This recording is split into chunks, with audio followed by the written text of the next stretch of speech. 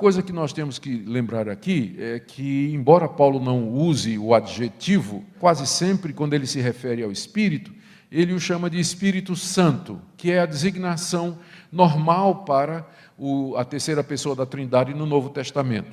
Então, em contraste aos espíritos imundos e em contraste ao espírito humano, que é caído e manchado pelo pecado, o Espírito de Deus é santo, é puro, é separado do pecado. Logo, se ser cheio do Espírito Santo significa estar controlado por ele, é evidente que o primeiro efeito desse controle dele sobre nós será, obviamente, a santidade. Então, a primeira coisa que aparece, a primeira coisa que se reflete na vida de alguém que está cheia do Espírito Santo é santidade. É claro que no livro de Atos, quando o Espírito veio a primeira vez sobre a igreja de Éfeso, alguns efeitos externos aconteceram, como o falar em línguas e o profetizar e assim por diante. Agora, dificilmente nós diríamos, à luz do que o Novo Testamento ensina, que esses sintomas, eles são provas incontestáveis, infalíveis de que alguém está cheio do Espírito Santo de Deus. A julgar pela própria igreja de Éfeso. Uma igreja pode ser ortodoxa, ela pode ter essas manifestações extraordinárias do Espírito Santo, e ainda assim ela não ostentar aquela marca infalsificável da verdadeira plenitude, que é a santidade. Eu não estou negando que Deus nos concede manifestações e expressões da presença do Espírito em nós, mas nenhuma delas é tão preciosa e inequívoca como santidade. Por quê? Porque é a própria natureza do Espírito de Deus, ele é o Espírito Santo. Logo, uma pessoa que está cheia do Espírito Santo, ela vai ser santa no seu caminhar, ela vai almejar a santidade, ela quer viver uma vida reta diante de Deus, ela quer viver uma vida pura diante de Deus, e todas as demais coisas, elas são acessórias e elas nem precisam aparecer naturalmente. Vocês veem que Paulo aqui faz um contraste entre uma pessoa que está embriagada com vinho e uma pessoa cheia do Espírito Santo. Ele diz, não vos embriagueis com vinho, mas enchei-vos do Espírito. O que é que uma pessoa cheia do Espírito Santo tem em comum com uma pessoa cheia de vinho?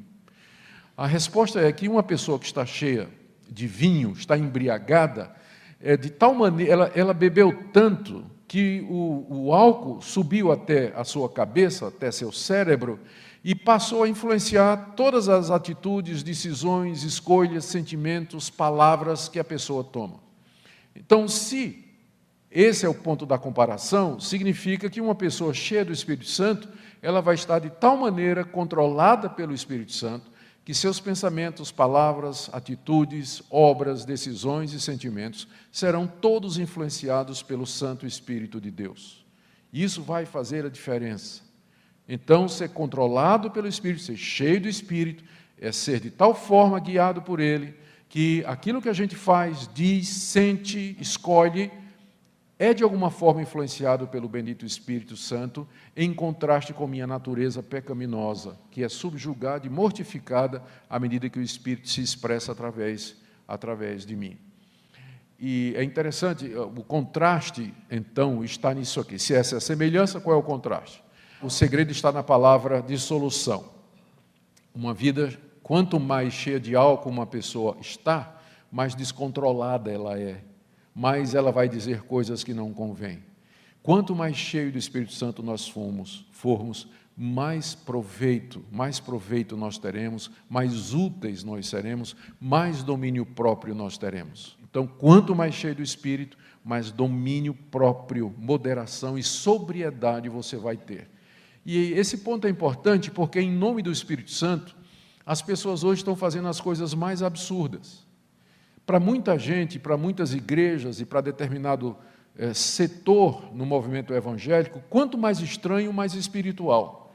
Eu estava vendo um vídeo no YouTube esses dias, de um culto, onde supostamente o Espírito Santo baixou, que um obreiro subiu no pilar da igreja como se fosse um pau de sebo, né, debaixo do poder do Espírito Santo. E nós conhecemos outras manifestações que já se tornaram gente que começa a se portar como se fosse um animal, gente que dá salto mortal, gente que fica rodando, dançando, tem até o pastor metralhadora, o pastor peão, não é? Que quando o Espírito Santo vem sobre ele.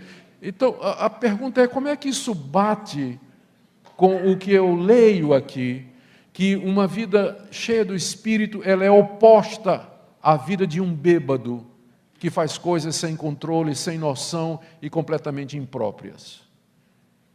Então, ser cheio do Espírito Santo é ser controlado por esse Espírito, que é o Espírito oposto ao Espírito de dissolução. Habite ricamente em vós a palavra de Cristo. Ou seja, na cabeça do apóstolo Paulo, ser cheio do Espírito Santo e ter a palavra de Cristo habitando ricamente em nós é uma e a mesma coisa. Ou seja, essa relação palavra-espírito, ela transparece com muita clareza em todo o Novo Testamento. O Espírito de Deus, ele age através da palavra. Para Paulo, você ser cheio destas palavras, ter habitando ricamente em você as palavras de Cristo, e aqui toda a Escritura coincide disponível da época, é a mesma coisa de você ser cheio do Espírito Santo. Nós não podemos separar essas duas coisas. O Espírito inspirou a palavra de Deus e ele age através da palavra de Deus. Ele nos transforma, ele nos santifica, ele nos guia e ele nos controla através da palavra. E essa foi uma das grandes descobertas da Reforma Protestante há 500 anos passados. A Igreja Católica havia quebrado essa distinção, porque a Igreja Católica continuou a acreditar em revelação progressiva. Por isso que uma das ênfases da Reforma e dos reformadores foi sola scriptura. Ou seja, Deus nos fala, o Espírito Santo nos fala, nos santifica, nos guia, nos abençoa através da Escritura. Isso não quer dizer que no dia a dia o Espírito Santo não nos guia pela providência, mas a interpretação da providência sempre é feita à luz da palavra de Deus. Vamos imaginar, você está doida para casar. O Espírito Santo não vai soprar no teu coração ou te dar um sonho, uma visão dizendo, é fulano de tal. Mas ele pode te guiar pela providência. E de repente aparece um rapaz maravilhoso na sua vida. É um rapaz elegante, gentil, cavalheiro e tudo mais. Só tem um pequeno problema. Ele é casado. Não é? Então, você não precisa que o Espírito Santo lhe diga, né?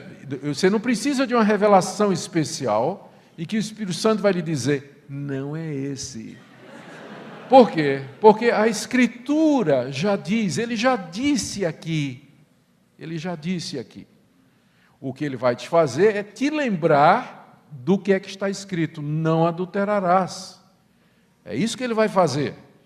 Então, embora, quando a gente diz que o Espírito fala pela palavra, é nesse sentido, até no dia a dia, na interpretação dos acontecimentos, o Espírito faz isso nos levando para os princípios da palavra. Uma vez eu estava pregando numa igreja, eu não me lembro o que foi que eu preguei, que assunto foi, mas eu sei que quando eu terminei, veio um irmão para mim e disse assim, pastor, posso falar em particular? Pode. A gente se afastou um pouquinho e disse, pastor, é o seguinte, eu já era casado quando eu me converti.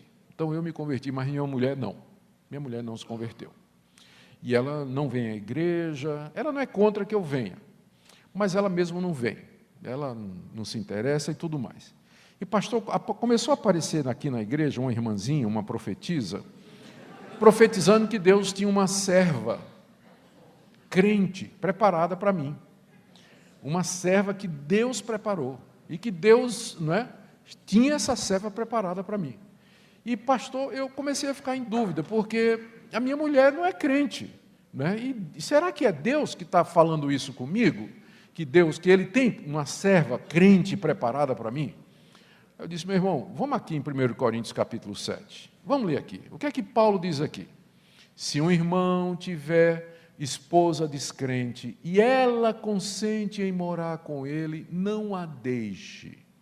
A sua esposa consente em morar com o irmão? Consente, ela gosta de mim, nosso casamento até que vai direitinho, não tem esse lado espiritual, pastor, mas ela é uma mulher dedicada e tal, e tudo mais. Então, meu irmão, isso aí que está sendo falado não é o Espírito Santo, porque o Espírito Santo não se contradiz, Não é? Provavelmente é a própria profetisa, a serva que está falando isso aí. Não é? Provavelmente é ela. Não é? Provavelmente é ela. Eu digo isso porque há uma tendência muito grande nos dias de hoje das pessoas enfatizarem a ação do Espírito Santo como se ele agisse independentemente da palavra, e o foco são as experiências e as emoções. E tem pessoas que dizem até que a doutrina ou estudo da palavra ou qualquer coisa nessa direção acaba até sendo prejudicial a uma verdadeira espiritualidade.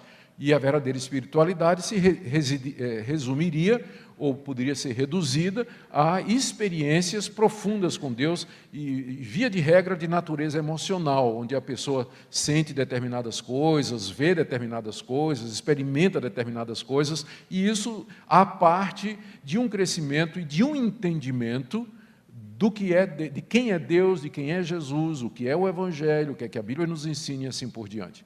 Então, existe essa tendência. É claro que existe a tendência para o outro lado também, da gente focar no estudo da palavra, ser muito preparado teologicamente, conhecer a tradição da igreja, a história da igreja, a interpretação, conhecer os comentários, os grandes eruditos e tudo mais, e também esquecer que nada disso vai adiantar se não for acompanhado pela presença do Espírito Santo de Deus e que fala através das Escrituras. Então, nós queremos as duas coisas representam a espiritualidade madura.